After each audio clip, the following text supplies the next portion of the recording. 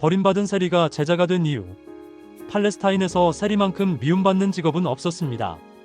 외세의 지배를 받는다는 것, 그 자체만으로도 충분히 고통스러운데 그 세금을 걷어가는 사람들이 바로 같은 민족 유대인이었으니까요.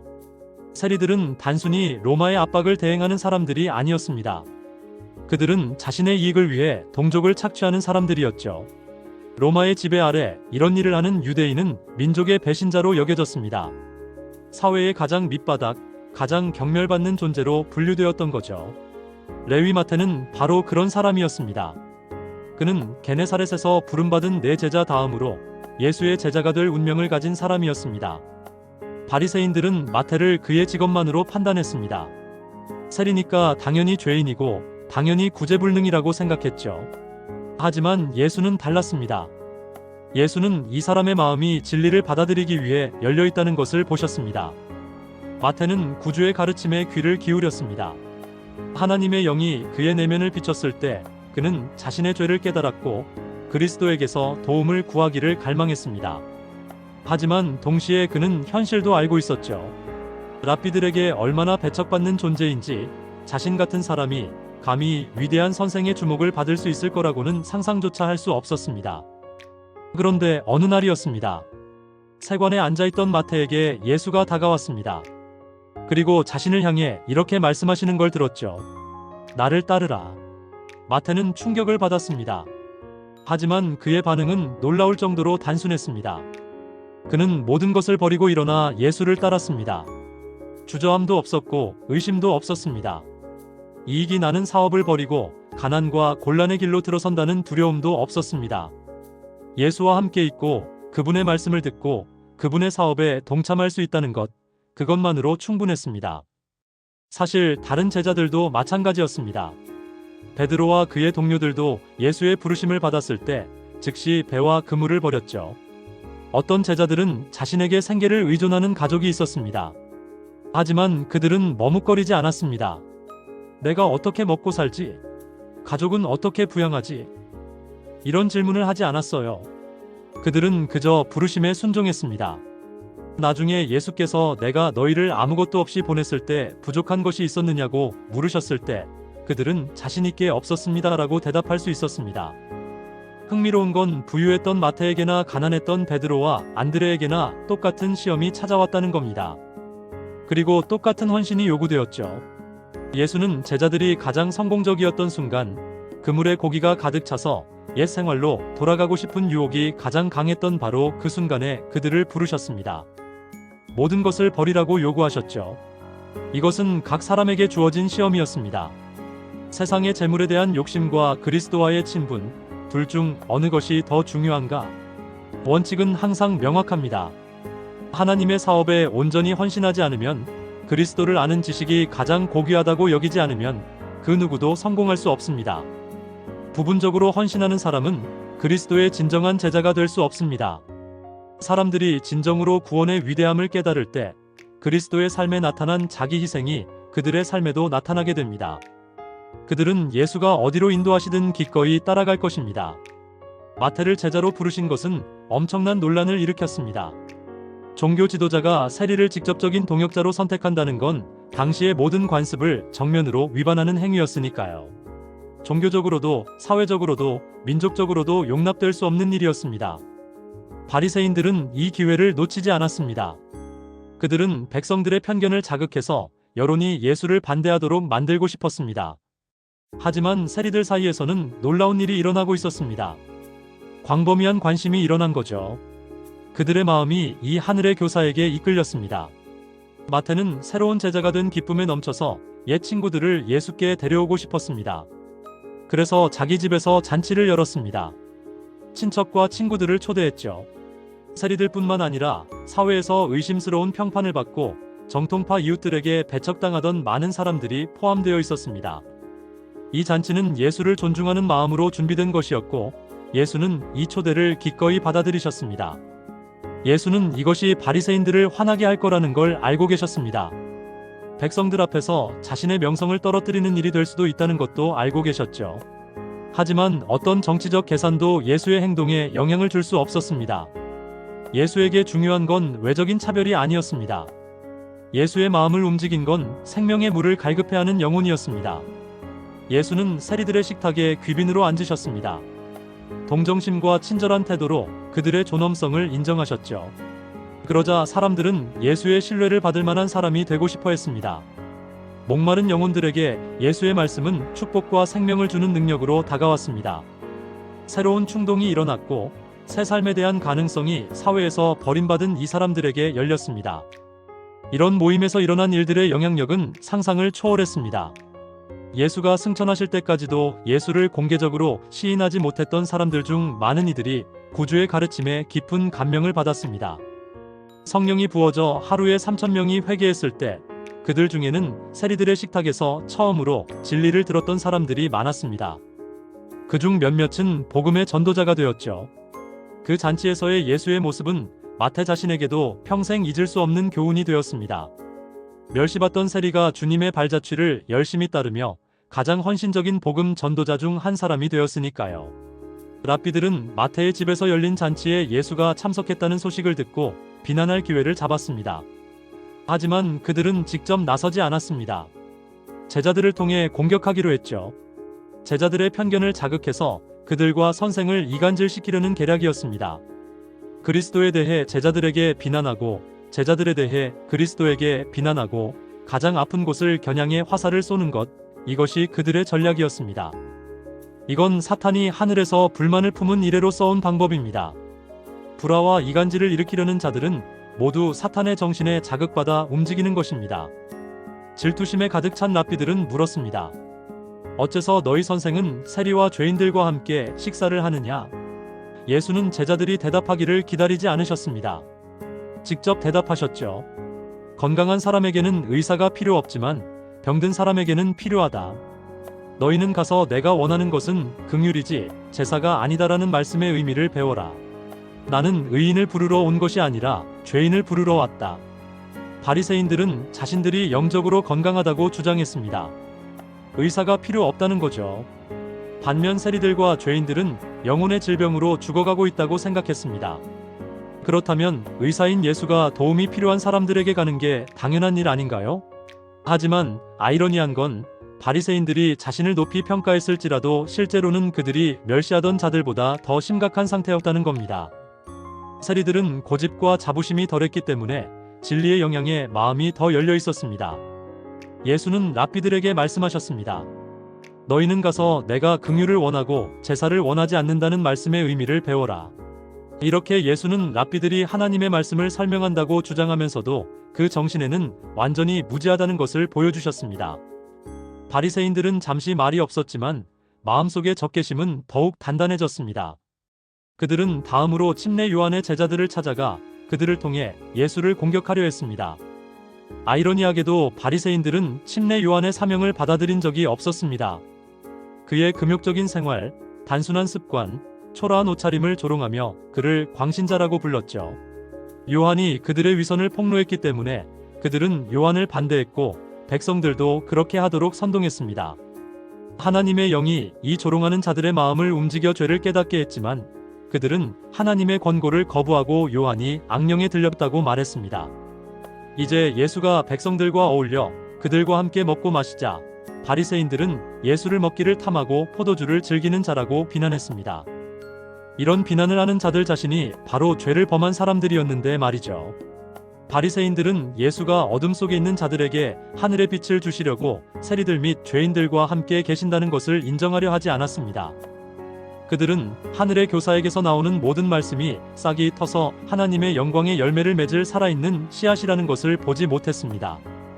그들은 빛을 받아들이지 않기로 결심했습니다. 침례 요한의 전도를 반대했던 그들이 이제는 예수를 반대하는 일에 협력을 얻기 위해 요한의 제자들과 친해지려 했습니다. 요한의 제자들은 이때 큰 슬픔에 빠져 있었습니다. 사랑하는 선생이 감옥에 갇혔으니까요. 더구나 예수는 요한을 석방시키려는 어떤 노력도 하지 않으시는 것처럼 보였고 심지어 그의 가르침을 불신하는 것처럼 보였습니다. 요한이 하나님께로부터 보냄을 받았다면 왜 예수와 그의 제자들은 그렇게 다른 길을 가고 있을까요? 요한의 제자들은 그리스도의 사역을 명확하게 이해하지 못했습니다. 그들은 바리새인들의 비난에 어느 정도 근거가 있을지도 모른다고 생각했습니다. 그들은 랍비들이 정한 많은 규칙을 지켰고 율법의 행위로 의롭다함을 받기를 원했습니다. 유대인들은 금식을 공로 있는 행동으로 여겼습니다. 가장 엄격한 자들은 일주일에 2번 금식했죠. 바로 그때 바리새인들과 요한의 제자들이 금식 중이었습니다. 요한의 제자들이 예수께 와서 물었습니다. 우리와 바리새인들은 금식하는데 어째서 당신의 제자들은 금식하지 않습니까? 예수는 매우 부드럽게 대답하셨습니다. 금식에 대한 그들의 잘못된 관념을 바로잡기보다는 자신의 사명을 올바르게 설명하고자 하셨습니다. 예수는 침례 요한 자신이 사용했던 비유를 이용하셨습니다. 요한은 신부를 맞이하는 이는 신랑이고 신랑의 친구는 서서 신랑의 목소리를 들으며 크게 기뻐한다. 나는 이러한 기쁨으로 충만하다고 말했었죠. 예수께서 말씀하셨습니다. 혼인 잔치 손님들이 신랑과 함께 있을 때 금식하게 할 수 있겠느냐? 하늘의 왕이 백성들 가운데 계셨습니다. 하나님의 가장 큰 선물이 세상에 주어졌습니다. 가난한 자들에게 기쁨이 되었으니 그리스도가 그들을 나라의 상속자로 삼으려 오셨기 때문입니다. 부자들에게 기쁨이 되었으니 그리스도가 영원한 재물을 얻는 방법을 가르치실 것이기 때문입니다. 무지한 자들에게 기쁨이 되었으니 그리스도가 그들을 지혜롭게 하실 것이기 때문입니다. 학자들에게 기쁨이 되었으니 그리스도가 그들이 탐색했던 어떤 신비보다 더 깊은 신비를 열어주실 것이기 때문입니다. 침례 요한은 구주를 보고 기뻐했습니다. 하늘의 주제이신 분과 함께 걷고 대화할 특권을 가진 제자들은 얼마나 더 기뻐할 기회를 가졌겠습니까? 지금은 그들이 슬퍼하고 금식할 때가 아니었습니다. 그들은 어둠과 죽음의 그림자 속에 있는 자들에게 빛을 비추기 위해 그리스도의 영광의 빛을 받아들여야 했습니다. 그리스도의 말씀이 불러일으킨 것은 빛나는 광경이었습니다. 하지만 그 너머에는 무거운 그림자가 놓여 있었고 그것을 보신 건 그리스도뿐이었습니다. 예수께서 말씀하셨습니다. 그날이 이르러 신랑을 빼앗길 것이니 그날에는 금식할 것이다. 제자들은 주께서 팔려서 십자가에 못 박히시는 것을 볼 때 슬퍼하며 금식할 것이었습니다. 참된 금식은 단순한 형식적 의식이 아닙니다. 성경은 하나님이 선택하신 금식이 무엇인지 말합니다. 흉악의 결박을 풀어주고 멍에의 줄을 끌어주고 압제당하는 자를 자유케 하고 모든 멍에를 꺾고 줄인 자에게 마음을 동하며 괴로워하는 자의 마음을 만족케 하는 것입니다. 여기에 그리스도가 하신 일의 정신과 성격이 설명되어 있습니다. 예수의 전 생애는 세상을 구원하기 위해 자신을 희생하신 생애였습니다. 광야에서 금식하실 때나 마태의 잔치에서 세리들과 함께 식사하실 때나 예수는 잃어버린 자를 구속하기 위해 생명을 바치고 계셨습니다. 참된 헌신의 정신은 쓸데없이 슬퍼하거나 육체를 괴롭히거나 많은 재물을 바치는 데서 나타나지 않습니다. 하나님과 사람을 위한 자발적인 봉사에 자신을 바치는 데서 나타납니다. 예수께서 계속 말씀하시며 비유를 드셨습니다. 새 옷에서 한 조각을 찢어 낡은 옷에 붙이는 사람이 없다. 그렇게 하면 새 옷을 찢을 뿐 아니라 새 옷에서 찢은 조각이 낡은 것과 어울리지도 않는다. 침례 요한의 메시지는 유전과 미신과 섞여서는 안 될 것이었습니다. 바리새인들의 위선을 요한의 헌신에 혼합하려는 시도는 둘 사이의 간격을 더욱 분명하게 만들 뿐이었습니다. 그리스도의 가르침도 바리새인적 형식과 결합될 수 없었습니다. 그리스도는 요한의 가르침이 만든 간격을 메우지 않으실 것이었습니다. 오히려 낡은 것과 새 것 사이의 분리를 더욱 분명히 하셨죠. 새 포도주를 낡은 가죽 부대에 넣는 사람이 없다. 그렇게 하면 새 포도주가 부대를 터뜨려 포도주가 쏟아지고 부대도 못 쓰게 된다. 새 포도주를 담던 가죽 부대는 시간이 지나면 말라서 부서지기 쉬워집니다. 다시 포도주를 담는 데는 쓸모없게 되는 거죠. 이 잘 알려진 예를 통해 예수는 유대 지도자들의 상태를 보여주셨습니다. 제사장들과 서기관들과 관리들은 의식과 유전의 틀에 갇혀 있었습니다. 그들의 마음은 말라붙은 포도주 부대처럼 위축되어 있었습니다. 율법주의적 신앙에 만족하는 상태에서는 하늘에 살아있는 진리를 담는 그릇이 될 수 없었습니다. 그들은 자신의 의로움이 충분하다고 생각했기 때문에 새로운 것이 그들의 신앙 안으로 들어오는 걸 원하지 않았습니다. 사랑으로 행하며 마음을 정결하게 하는 믿음은 의식과 인간의 가르침으로 이루어진 바리새인들의 신앙과 결합할 여지를 찾을 수 없었습니다. 예수의 가르침과 기존 종교를 결합하려는 노력은 실패할 수밖에 없었습니다. 발효하는 포도주처럼 하나님의 생명의 진리는 낡고 쇠약해진 바리새인 유전의 가죽 부대를 터뜨릴 것이었습니다. 바리새인들은 자신들이 가르침을 필요로 하기엔 너무 현명하고 구원을 필요로 하기엔 너무 위롭고 그리스도로부터 오는 존귀를 필요로 하기엔 이미 충분한 존귀를 받고 있다고 생각했습니다. 구주는 하늘의 메시지를 받고자 하는 다른 무리를 찾기 위해 그들에게서 돌아서셨습니다. 예수는 무지한 어부들과 장터에 앉은 세리들과 사마리아 여인과 말씀을 기쁘게 듣는 평범한 사람들 가운데서 새 포도주를 담을 새 부대를 발견하셨습니다. 복음 사역에 쓰이는 도구는 하나님이 보내시는 빛을 기쁘게 받아들이는 이런 영혼들입니다. 이런 사람들이 진리의 지식을 세상에 전하는 그리스도의 대리자들입니다. 하나님의 백성들이 그리스도의 은혜로 새 가죽 부대가 된다면 그리스도께서 새 포도주로 그들을 채워주실 것입니다. 그리스도의 가르침이 비록 새 포도주로 표현되었지만 그것은 새로운 교리가 아니었습니다. 태초부터 가르쳐졌던 교훈의 계시였죠.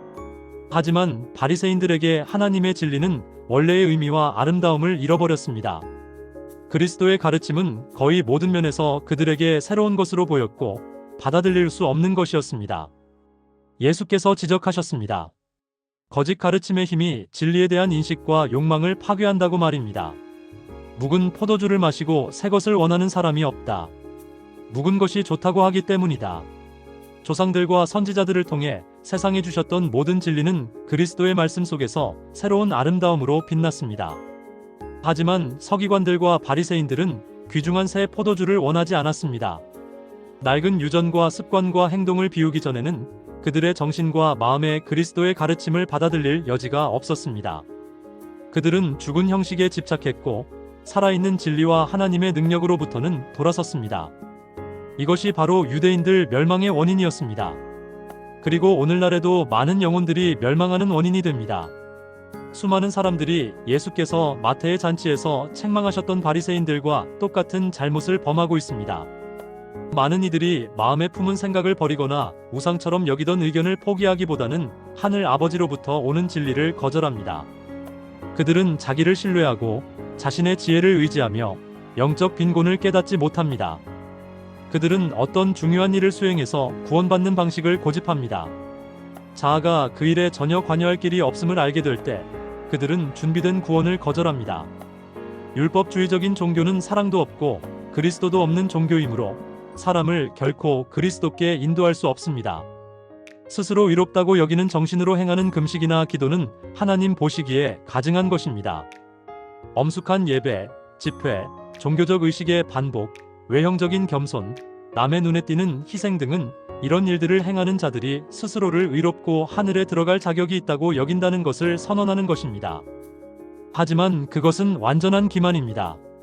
우리 자신의 행위로는 결코 구원을 살 수 없습니다. 그리스도의 시대처럼 오늘날도 마찬가지입니다. 바리새인들은 자신들의 영적 결핍을 알지 못했습니다. 내가 말하기를 나는 부자라 부유해서 부족한 것이 없다고 하나 내가 곤고하고 가련하고 눈멀고 벌거벗은 것을 알지 못하는구나라는 메시지가 그들에게 임하고 있습니다. 내게서 불로 연단한 금을 사서 부요하게 하고 흰옷을 사서 입어 벌거벗은 수치를 드러내지 않게 하고 안약을 사서 눈에 발라보게 하라는 권고가 주어집니다. 믿음과 사랑은 불로 연단한 금입니다.